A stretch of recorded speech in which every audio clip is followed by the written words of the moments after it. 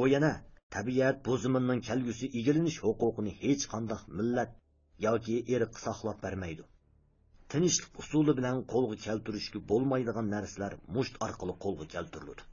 Germaniyaning tashqi siyosat prinsipi nopus bilan yerni tangpun qilish. Natsistlar harakati elimizning nopus bilan yer maydoni o'rtasidagi tangpunsiz holatni yo'qotdi. Ya'ni boshqa davlat xalqining zaminini urush qilish yo'li bilan tortib olish kerak deb jar soldi. Gitler yana o'zining urush talbisi ekanligidan iborat asli qiyofatini to'liq oshkorlab bunday deydi. Hayotlik ko'rishi sifatida ifodalanish shakli bo'lgan urushda adolatlik urush yoki adolatsiz urush, insonparvarlik urush yoki insonparvarlik yotmaydigan urush deydigan farq bo'lmaydi. Hammadan muhimi faqat g'alaba qilish yoki mag'lub bo'lish. Tug'ma ojizlarla buni shafqatsizlik deb o'ylaydi.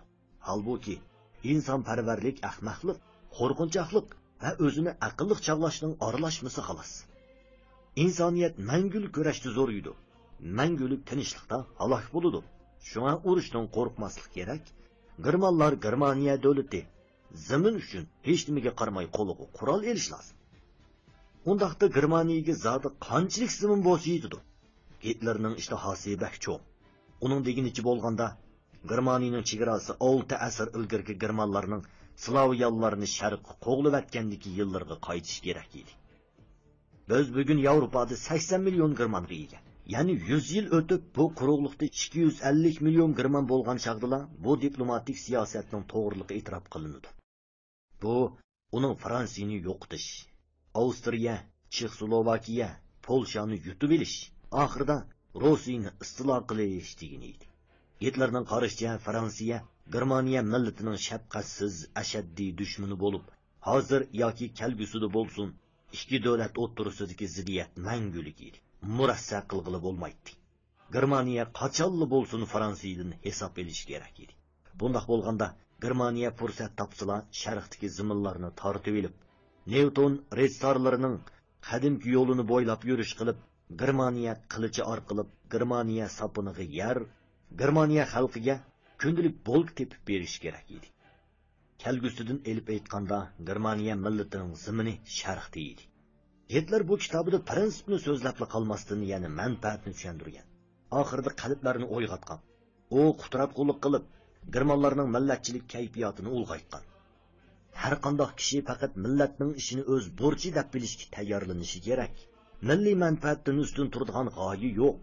O'z qalbida dunyoda hech qanday narsa Germaniya xalqidan va Germaniya tuprog'idan ustun emas deb tushundira oladigan bo'lishi kerak degan. Bu yerda Hitler o'zini Germaniya xalqining nijotkori qilib ko'rsatib, Germaniya ommasini aldab, ularni eziqtirib, halokat hangiga boshlagan. Hitlerning bu talablarcha qalaymaqon ideyasining manbasi Germaniya madaniyatining eng qorong'u, insoniy bo'lmagan xara iqimi bo'lib, vaqtga qarshi bu nachar narsalarni Hitler bayqab va kurashtirib chiqib, uni haqiqat deb bilib yo'lga qo'ydi.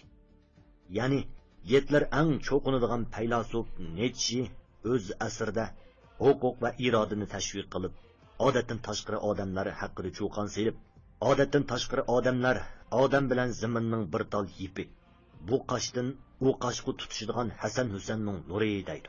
Hamda dunyoga odatdan tashqari odamlarning hukmronlik qilishini talab qiladi.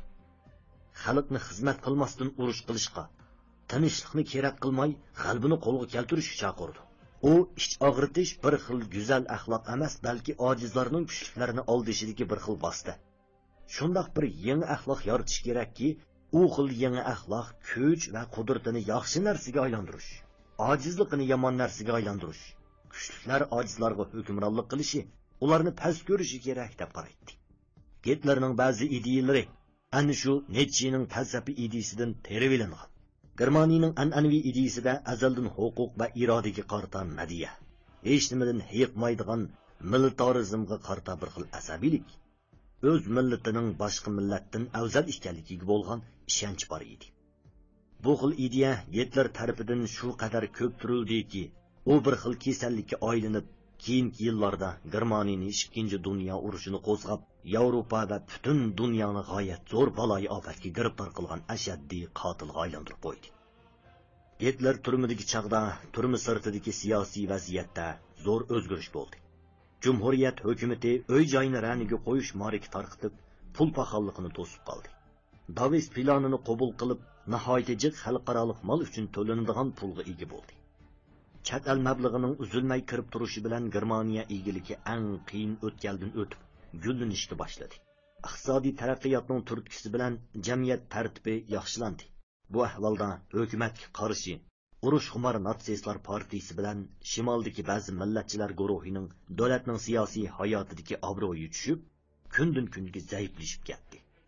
Hitler noyabr jinoyatchilari deb tillagan guruhning o'rni mustahkamlanib, rivoj topdi. Hitler qish kunlarining birida turmadan chiqdi. Bavariyada sovuq shamol jonni o'tadi. Yo'lning ikki qasnog'idagi yo'pirmoqlar to'kilib, yalang'ochlangan daraxtlar mo'nglanib turardi. Ammo Hitlerning butun vujudi o't bo'lib yonatdi. Chunki u pat orada Tangrining o'ziga zo'r vazifa ato qiladiganligini, Germaniya xalqining taqdirini o'z qo'liga oladiganligini his qilib, hayajonlanatdi. U bir talba, ya'ni kelib nihoyatda ziyrak, suvning eqishiga qarab ish qilishni biladigan talba. Niqoblanishga va kutishga mahir edi. Bu chaqda natsistlar partiyasining Germaniyadagi kuchi ko'p ojizlab, kun sari zaiflashib ketyotdi. Biroq Hitler umidsizlanmadi. Buni bir vaqtlik ahvol deb qaradi. U bayni fursat topsila etilib chiqib, rosa bir cheqivilishni hamlab, o't-cho'p orasida yotgan shaldiroq yilonning o'zi edi. Hitler niqoblanib, o'zini itoatchan, qoida yo'sunlik qilib ko'rsatishga boshladi. U turmadan chiqib 2 hafta o'tganda Bavariya bosh ministri, Bavariya Katolik dini xalq partiyasining rahbari doktor Henry Held bilan ko'rishdi. U yolg'ondan burunqi xatoliklariga tavba qilib, Piyuxani siyosiy o'zgarishining xato bo'lganligini e'tirof qildi. Buningdan keyin cho'qim vatanning, davlatning nufuziga hurmat qilaman deb va'da berdi. U shu tariqada ishbog'ridikini to'kib, samimiyatini bildirgandan keyin natsistlar partiyasi va xalq kuzatuvchisi gazetidagi amaldan qoldirish buyrug'ini bekor qilishni talab qildi. Held Hitlerning ustunlik bilan tayyorlagan aldam xaltasiga tushib, bu yavoyi hayvon oxir bo'ysundirildi dedi. Shuning bilan hukumat natsistlar partiyasini amaldan qoldirish buyrug'ini bekor qildi. Xalq kuzatuvchisi gazeti 1925-yil 26 fevral qayta nashr qilinib, Hitlerning yangi boshlanish sarlavhalik uzun bosh maqolasini e'lon qildi. Atsu Bergibro Keller pivxonasida o'tkazilgan tunji qitimliq ommaviy yig'ilishda nutq so'zladi. Uning nutqini anglashga 4000 odam yig'ildi. Shunga u xo'shalligidan o'zini tutib ola olmay, gattollik qilib to'xtamay 2 soatdan ko'proq so'zladi. U o'zini yanili partiyaning mustabid dohisi deb hisoblaydiganligi, yuz bergan barliq ishlardagi mas'uliyatni har qitim o'z ustiga oladiganligini bildirdi. Mushu chaqdimi davlatga popozi qilishni unutmasdan, marksizmchilar va yahudiylardan sirt Cumhuriyet hokimiyat sistemasining dushman ekanligini aytdi. U o'nlik ovozda ya dushmanlar bizni dastlab o'tadi, ya biz dushmanlarning jasadlarini dastlab o'timiz deb varqirdi. Bavariya hukumati bu popozi gaplarini anglab darhol uning oshkora so'rinlarida 2 yilgacha nutq so'zlashini cheklash buyrug'i chiqardi. Shak shubhisizki, bu Hitler uchun nihoyatda og'ir zarba. Chunki vazxonlik uning eng muhim angushtiri bo'lib, hozir bu angushtar tortib olingan. Shu kun oqshimi u uyda uyandim bo'yang'i mengib yurib, varqirab jarqirdi, og'zini buzib tilladi, lekin buningdan boshqa kuchi yetmadi. U natsistlar partiyasi qurilishi bilan shug'ullanib, uni Germaniyada har qachon bo'lib baxmagan qudratli bir tashkilotga aylantirishga bel bog'ladi. Hitler partiya ichida murakkab va ching bir apparat qurib chiqish qaroriga keldi. Bu apparat Germaniya jamiyatining tashkilotlari bilan barobar edi. Doirasi Germaniya davlat majlisining aslidagi 34 saylam rayoniga tashkil etdi. Har bir rayonda Hitler tarafidan qo'yilgan rayon rahbarlari bo'ladi. Uningdan boshqa Avstriya, Danzig, Saar qatorliq 7 rayon bor edi. Siyosiy tashkiloti 2 bo'limga bo'linadi. Birinchi bo'lim hukumatga taqobil turishga va buzg'unchilik selishga. Ikkinchi bo'lim davlat ichida davlat qurishga mas'ul edi. Uningdan boshqa SAchilar necha 100 ming a'zoga ega bir qurolliq tashkilot qilib o'zgartib qurildi. Uning vazifasi natsistlar partiyasi o'tkazgan yig'ilishlarni qo'g'dash, boshqa partiyaning yig'ilishlariga parokandichilik selish edi. SAchilardan boshqa Gitler yana bir qadar ishonchlik qurolliq tashkilot SSchilar atirtini qurdi. Ularga Italiya faşistlarga o'xshash qora kiyim kiygizildi va o'ziga sodiq bo'lish haqida qasam ichgizildi. Heinrich Hitler bu atrofning boshlig'i bo'ldi. Bu tashkilot keyin anglagan odamning yuragi sirqirab, chiroyi o'ngdigan qo'rqinchli tashkilotga aylandi. Mana shundaq bir qator jafoli xizmatlarni ishlagandan keyin Natsistlar partiyasining kuchi oshdi. Hitler partiya va SA'chilarning oliy dohiysi. Davlatlik sotsializm Germaniya ishchilar partiyasining raisi bo'ldi. Shuning bilan u partiya ichida o'ziga qarshi kuchlarni tozalashga kirishdi. Hitler turma azobini tortayotgan chaqda Strasser degan bir bosh ko'tarib chiqqan. U 1920-yili Natsistlar partiyasiga kirgan. Uzun o'tmayla Natsistlar partiyasining Tuvan Bavariya rayonining rahbari bo'lgan. U bakmi zehni o'tkir, notiqlik talanti bor va tashkillash iqtidori ajoyib kuchli, sihriy kuchga ega bir odam edi. Ideya jihatdan mustaqillikka ega bo'lib, Hitlerga bosh egishni xohlamaydi. Strasser turmada yotgan Hitlerning qarish turishiga qaramay, Ludendorff, Rosenberglar bilan birlikda Natsistlar partiyasining xalq harakatini uyushtirib, 1924-yil bahorda o'tkazilgan shtatlik saylovga qatnashdi. Bavariyada Natsistlar partiyasi ikkinchi cho'ng partiyaga aylandi. Hitler uning faoliyatlaridan nihoyat xafa bo'ldi. Ammo Strasserning partiya ichida obro'yi xili yuqori edi. Osonlikcha yo'qotqili bo'lmaydi. Shunga u noiloj Strasserni shimolga Natsistlar partiyasi tashkillashga vatdi. Strasser poytaxtda Berlin ishchilar gazetini chiqardi. 28 yoshli Reylich Paul Yosef Goebbelsni o'ziga kotib, qo'shimcha Davlat Sotsialistlar partiyasi xabarlarining bosh muharriri qilib oldi. Chiroyi qaramto'l, yadang'u, bir puti oqsoq bu yigit Natsistlar partiyasining keyin elib borgan tashviqot xizmatida nihoyat muhim rol o'ynadi.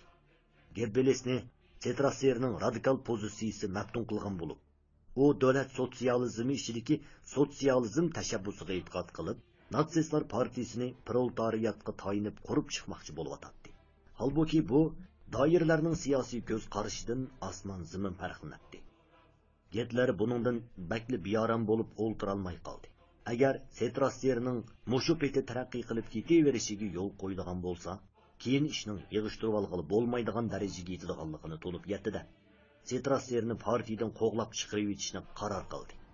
U bir qator hili nayranglarni ishiltib, Strasserga hujum qo'zg'ab uni mag'lub qildi. Goebbelsni qo'lga keltirib o'ziga ishlaydigan qildi hamda Natsistlar partiyasining Berlin rayonlik rahbari qilib tayinlab, Natsistlar harakatining shu yerdagi taraqqiyotiga asosliq putul kashang bo'layotgan Brovenshiristchilarni tozalashga vatdi. Goebbels Hitlerning umidini yerda qo'ymay, xizmatlarini obdan qanot yaydiribdi. Shunday qilib, Hitler 1926-yil oktyabrning oxirlarida Natsistlar partiyasini mukammallashtirdi. Partiyaning kuchini taraqqiy qildirdi hamda Natsistlar partiyasini chin kontrol qilib, hokimiyatni tortib olishga yana bir qitim intildi. Bu chaqda Natsistlar partiyasining o'rni bak tövallab ketgan edi. 1924-yil dekabrdagi saylovda Natsistlar partiyasi aram 14 o'rin va 908 ming saylov biletiga erishgan bo'lib, 1928-yil maydagi saylovda 12 o'rin 810 ming saylov biletiga, ya'ni umumiy saylov biletining 2,6%ga erishdi. Ammo bu holat uzun davomlashmadi.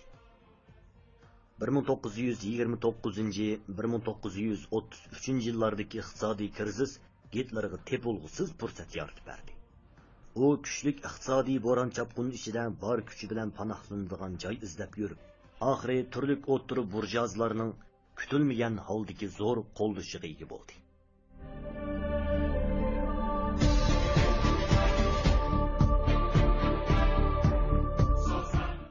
1929-yil kuzda paycheki bozorda baho qattiq tushib ketdi. Orqadan dunyoviy iqtisodiy krizis yetib keldi. Bu iqtisodiy krizisning kuchlikligi va uzoq vaqt davomlashishi misli ko'rilmagan darajada bo'ldi. Germaniyaning iqtisodiy ahvoli intayin yomonlashdi. 6 milliondek odam ishsiz qoldi. Ishchilar uyushmasi ijroiya komitetining mo'ljaridan qaraganda, bularning ichida 5 dan 2 qismdan ko'proq odamning faqatli xizmati yo'q edi. Yana 5 dan 1 qism odamning yarim kunlik ishi bor edi. butun jamiyatni bir xil umidsizlik qoplab ketdi. Vaziyat kun sari jiddiylashdi. 1930 yildan 1932 yilgacha ming qitimdan ortiq ish tashlash yuz berib, dag'dug'liq ommaviy kurash yuqori to'lqiniga ko'tarildi. Shu chog'dagi hukumat so'lg'a moyil orliqdagi hukumat bo'lib, uningga Sotsialistlar partiyasidan bosh minister Herman Moller rahbarlik qiladi. Zo'ntonlikni bo'lsa mutaassib urush qahramoni Paul von Hindenburg ustiga olgan. Boshqa davlatlardagi Sotsialistlar partiyasi ichki kabinetiga o'xshash, Moller ichki kabinetning obro'yimi cho'ng kriz paydo qilgan ishsizlik va boshqa masalalarni qanday bir taraf qilish ustida bo'lgan bas munozara tufayli bara-bara tushib ketdi.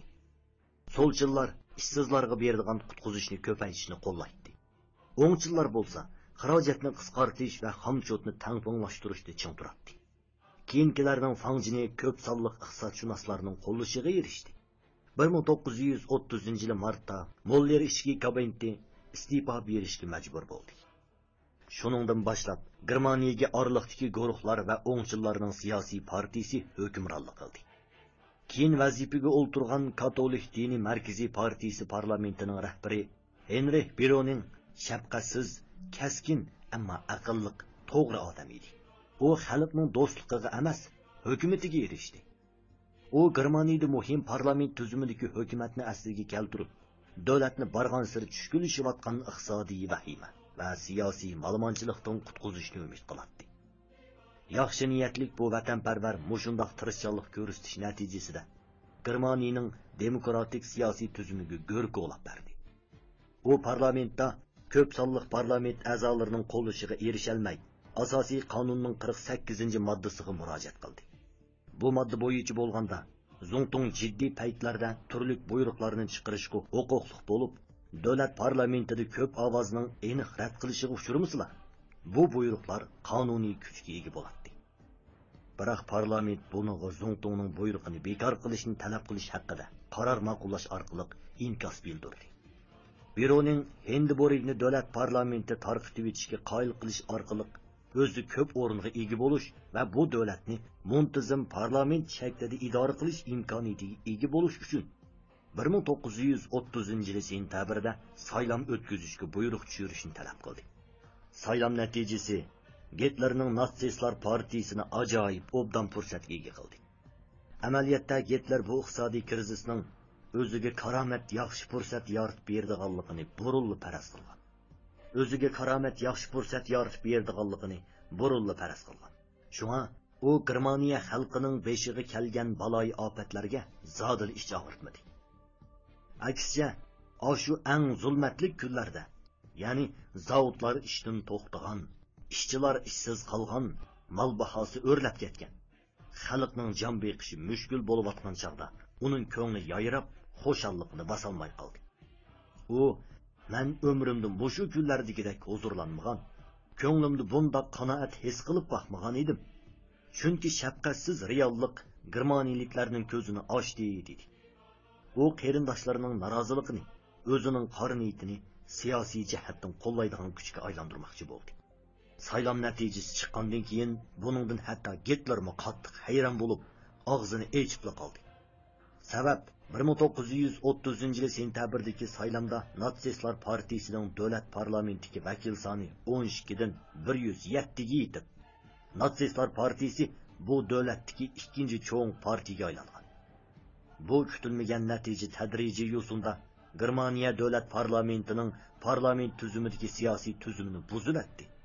Bundaq bo'lishi bu ish Bironing orzu qilgan orliqdagilar, ya'ni o'ngchillar ittifoqining ko'p sonliq biletini tortib olish bilan qolmay, ya'ni Moller rahbarligida hokimiyat yurgizayotgan orliqdagilar, ya'ni solchillar ittifoqining ko'p sonliq biletini tortib olgan edi. Hamda Bironing buningdan keyingi 2 yildan ko'proq vaqt ichida zarur qoida qonunlarni Zo'ngtungning amr farmonlariga tayinib tuzishga to'g'ri keladi. U Hindenburgga bakli yo'linib qoladi. Shunga u Sharqiy Prusiyning yerni tortib olish qonunini o'ttirg'a qo'ygan chaqda vaqtga qarshi Hindenburgning qattiq achchig'ini keltirib qo'ydi. Shuning bilan Hindenburg 1932 yil mayda Bironingni istifa berishga majbur qildi. Yangi bosh minister Piranis von Papen nomida Markaziy partiyaning a'zosi. Amaliyotda bir aksiyatchil oqsunak edi. U Westfaliyadagi bir sungan oqsunak jamiyatining avlodi bo'lib, burun bosh shtabda xizmat qilgan. Bayga mohir, lekin siyosiy jihatda muvaffaqiyat qozonolmagan siyosiyon edi. Kishilar uni sipoya, mehribon va arzimas shaxs deydi. U rahbarlik qilgan to'limi zaif birlashma hukumat davlat parlamentida eg'izga olg'uchilikmi yo'q qo'llashga ega edi. Shunlashqa u 1932 yil iyulda o'tkazilgan yangi saylamda o'rnining kuchayishini orzu qilgan, lekin buningda eng zo'r yenguvchi natsistlar partiyasi bo'lib qoldi.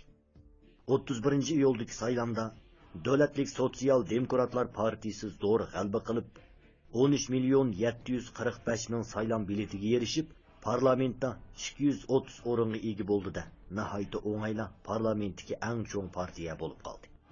Bu ilgirlash solchillar bilan betaraflar guruhidagi har qaysi partiyalarni ziyonga uchirtish hisobiga qo'lga keltirilgan. 1930-yildagiga solishtirganda Sotsialistlar partiyasi va Kommunistlar partiyasining raislik o'rni qo'shilib, amaliyotda 2 o'rin ko'paygan. 30-avgust parlament yig'ini ochganda Markaziy partiya bilan Natsistlar partiyasi birlikda Gernegni parlament boshliqligiga sayladi. Shuning bilan Hitler rahbarlik qilayotgan davlatlik sotsialistlar partiyasi parlamentni uyoq-buyoq qila oladigan bir muhim kuch bo'lib qoldi. Mamlakat bo'yicha birinchi cho'ng partiyaning boshlig'i bo'lgan Hitler Zongtung Hindenburg bilan suhbat o'tkazganda, u butunlay ma'muriy huquqni, ya'ni o'zi bosh ministr bo'lgandan boshqa ichki ishlar, adliya, yezi egiligi, aviatsiya va tashviqot ministrligi hamda Rossiyaning bosh ministrligi qatorliqlarning hammasining Natsistlar partiyasiga berilishini talab qildi. Hindenburg buni rad qildi. Chunki u bohemilik yefreitor deb ataladigan bu odam uningda tuzukroq ta'sir qoldirmagan. Lekin parlament tuzumidagi siyosiy tuzum hamda oqmaydigan bo'lib qolgan edi. Natsistlar partiyasi bilan Kommunistlar partiyasi birlashma hukumatga kirmaydigan bo'lsa, bu hukumat ko'p sonliqlarning qo'llashiga erisha olmaydi. 1932 noyabrda Papen bu qatmal vaziyatni o'ngshash niyatida yana bir navbat saylam o'tkazdi. Bu navbat Natsistlar partiyasi 2 million saylam bileti va davlat parlamentidagi 34 o'rinni yo'qotib qo'ydi. Parlament a'zolaridan aram 196 odam qoldi.